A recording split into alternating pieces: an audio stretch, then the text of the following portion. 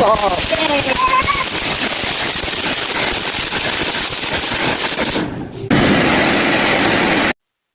Friends, അപ്പോൾ എല്ലാവർക്കും എൻ്റെ ഹൃദയം നിറഞ്ഞ വിഷു ആശംസകൾ. അപ്പൊ എന്താ എല്ലാവരും വിഷു കടിച്ചു പൊളിച്ചില്ലേ? എൻ്റെ വിഷു ഇപ്രാവശ്യം എൻ്റെ വീട്ടിലായിരുന്നു കേട്ടോ. അപ്പൊ അങ്ങനെയുള്ള വിഷുവിന്റെ തലേന്ന് ഒരു ഉച്ചക്ക് ആയപ്പോഴേക്ക് വിധുത്തി. അന്ന് രാത്രി കുറച്ച് പടക്കൊക്കെ പൊട്ടിച്ചൊന്ന് ആഘോഷിച്ചു. ചെറുതായിട്ട് പടക്കൊക്കെ ചീക്കി പോയിട്ടോ. നൽചക്രമൊക്കെ വെറും തട്ടിപ്പായിരുന്നു. പിന്നെ ചെപ്പ് പൊട്ടിപ്പോയിരുന്നു. അങ്ങനെ രാത്രിത്തെ കുറച്ച് പടക്കം പൊട്ടിക്കല് കഴിഞ്ഞിട്ട് പിന്നെ രാവിലെ കണിയൊക്കെ കണ്ടിട്ടാണ് പിന്നെ പടക്കം പൊട്ടിച്ചിട്ടുണ്ടായിരുന്നത് കേട്ടോ. അപ്പൊ രാവിലെ എനിക്ക് കണി കാണാനും വെക്കാനൊന്നും പറ്റാത്തതുകൊണ്ട് തന്നെ ബാക്കി എല്ലാവരും കണിയെ കണ്ട് പിന്നെ എല്ലാവരും കഴിഞ്ഞിട്ട് അങ്ങോട്ട് കൊടുക്കലും ഇങ്ങോട്ട് കൊടുക്കലൊക്കെ കിട്ടിയിട്ടോ. കഴിഞ്ഞിട്ടത്തിന് നമുക്ക് അങ്ങനെ ഐറ്റും കാര്യങ്ങളൊന്നും ഇല്ലല്ലോ.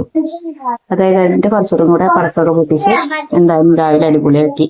ഇതാണ് വീട്ടിൽ വെച്ച കണി കേട്ടോ. കണി അമ്മയാണ് ഒരുക്കിയിട്ടുണ്ടായിരുന്നത്. പിന്നെ ഞാനും വീഡിയോ അരിപ്പിയും കൂടെ എടുപ്പിച്ചതാണ്. അങ്ങനെ അതൊക്കെ കഴിഞ്ഞ് കുറച്ചു നേരം കൂടെ പടക്കമൊക്കെ പൊട്ടിച്ചിട്ട് ഞങ്ങൾ രാവിലെ പിന്നെ പോയി കിടന്നു കേട്ടോ. പിന്നെ അത്ര നേരത്തെ എണീച്ചിട്ടുള്ള പരിപാടികളൊന്നും ഇല്ല. അപ്പൊ അതുകൊണ്ട് തന്നെ കുറച്ചേരം കൂടെ ഒക്കെ ഒന്ന് കിടക്കാൻ വിചാരിച്ചു. പിന്നെ നെൽച്ചക്കം പൊട്ടിച്ചത് വലുത് വാങ്ങി 2 ടൈപ്പ് വാങ്ങിക്കുന്നു. ചെറുത് അടിപൊളിയായിട്ട് കത്തിട്ടോ.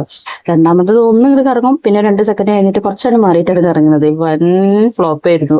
അതുപോലെ വലുത് വാങ്ങിയ മേശപ്പൂവും നെൽച്ചക്രവും നമ്മളെ വലിയ കമ്പിത്തിയും ഒക്കെ ഫ്ലോപ്പ് ആയിരുന്നു കേട്ടോ. ചെറുത് അടിപൊളിയായിട്ട് കത്തിയിരുന്നു. മറ്റേതൊക്കെ കുറച്ച് കത്തും ഒന്നാട് കേടും. പിന്നെ കുറേ ടൈം നമ്മൾ വെച്ചിട്ടാണ് ഇത് കത്തിയത്. അതൊക്കെ കഴിഞ്ഞിട്ട് പിന്നെ ഞങ്ങൾ ചെറുതായിട്ട് വീണ്ടും ഉറങ്ങി. കഴിഞ്ഞൊരു 7 മണിയൊക്കെ ആയപ്പം പിന്നെയും എണീറ്റു കേട്ടോ. അമ്മ കുത്തി എണീപ്പിച്ചു. വിഷുവൊക്കെ അല്ലേ, രാവിലെ തന്നെ ഒന്ന് കുളിച്ചൊക്കെ വിചാരിച്ചു. അങ്ങനെ കുളിയൊക്കെ കഴിഞ്ഞ് തിരുമ്പലൊക്കെ കഴിഞ്ഞിട്ട് നേരെ ഒന്ന് ചെറുതായിട്ടൊന്ന് ഒരുങ്ങി ഒരു വൃത്തിയിലൊക്കെ നിൽക്കാം. അതിൻ്റെ ഇടയിൽ അതാ എൻ്റെ പുത്രൻ ഇന്ന് പറയൊന്നും ചെയ്യേണ്ടി വന്നില്ല എനിക്ക്. അല്ലെങ്കിൽ എനിക്ക് കുളിക്കാന്ന് പറയേണ്ട ആള് ഇന്ന് തനിയെ കുളിയൊക്കെ കഴിഞ്ഞ് ഡ്രസ്സൊക്കെ ഇട്ട് സുന്ദരനായിട്ട് വന്ന് നിൽക്കുന്നത്. പുതിയ ഡ്രസ്സ് ഇടാനുണ്ട് അല്ലെങ്കിൽ എവിടെയെങ്കിലും പോകാനുണ്ടെങ്കിൽ അതൊന്നും ആരും അവനോട് പറയണ്ട കേട്ടോ. അത് കഴിഞ്ഞിട്ട് ഞാൻ ബ്രേക്ക്ഫാസ്റ്റ് കഴിക്കാൻ വേണ്ടിയിട്ട് ഒന്ന് അടുക്കളയിൽ പോയതൊക്കെ അമ്മ തകൃതിയായി പണിയിലാണ്. അപ്പൊ എന്തൊക്കെ ആയി അമ്മ ചോദിച്ചപ്പോ അമ്മ നന്ദനത്തിലെ ബാലാമണീന്റെ ഡയലോഗൊക്കെ പറഞ്ഞു കേട്ടോ. പിന്നെ ഞാനത് മെയിൻഡാക്കിയില്ല, വേഗം വന്ന് ഭക്ഷണം കഴിക്കാൻ തുടങ്ങി. അത് കഴിഞ്ഞ് നമ്മൾ അങ്കത്തട്ടിലേക്ക് ഇറങ്ങിട്ടോ. പൈനാപ്പിൾ പച്ചടി അമ്മയുടെ ലിസ്റ്റിലേ ഉണ്ടായിട്ടുണ്ടായിരുന്നില്ല. പിന്നെ എൻ്റെ ഒരു നിർബന്ധം കൊണ്ട് അച്ഛൻ പൈനാപ്പിൾ കൊണ്ടുവന്നതാണ്. അപ്പോ അത് അരിയുന്ന അംഗമാണ് നിങ്ങൾ കാണുന്നത്. നല്ല മൂർച്ചമുള്ള കത്തിയിരുന്നു. അത് കണ്ടില്ലേ, നല്ല അരിയാനായിട്ടപ്പോ കണ്ടാ.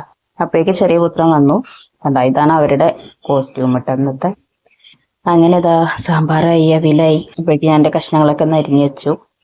ഞാൻ പൊഴിയട്ടെ, അടുപ്പിൽ എന്തൊക്കെയോ ആവുന്നുണ്ട്. അതിൻ്റെ ഇടയിൽ രണ്ടെണ്ണം കഴിച്ചു നോക്കിട്ടോ. നല്ല മധുരമുള്ള പൈനാപ്പിൾ.